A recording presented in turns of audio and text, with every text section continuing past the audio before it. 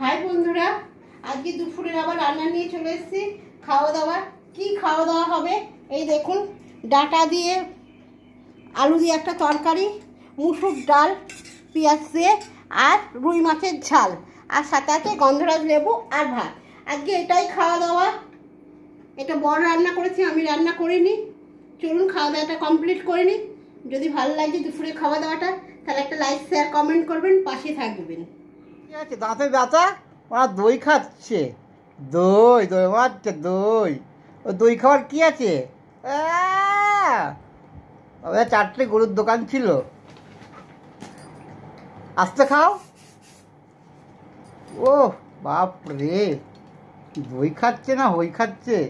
দেখেছেন আমার ছেলে আবার কেস পেয়ে মারছে দুয়ের ভেতরে। এ বাবা, আস্তে খাও। দই, বাবার নাম মই, বাবার নাম খই। না, আমি খেয়েছি গো, আমার ছেলে হয়েছে গো, তুমি খাও। আমাদের গরুর পাতার দই, বাবার নাম মই, ছেলের নাম খই। আস্তে খাও। বাবা হাসি থাকে না, দাঁতে ব্যথা, এদিকে দই খাচ্ছে। মা গো মা, আর পারি না।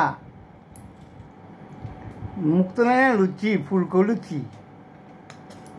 আস্তে খাও, মনে হচ্ছে ভাতটাকেই খেয়ে নেবে।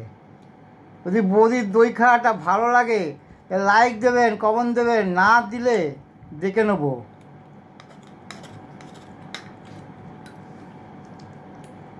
ফাঁকা করে বলে দেখুন, পকা পক খেয়ে নিয়েছে। বাপরে বাপ, 500 দেবে, সাটিয়ে দেবে। 1 কেজি দেবে, সাটিয়ে দেবে। দইয়ের মতনই গোপাল ভাঁড়ের মধ্যে দেখতে দেখেছেন, ওর বউকে গোপাল ভাঁড়।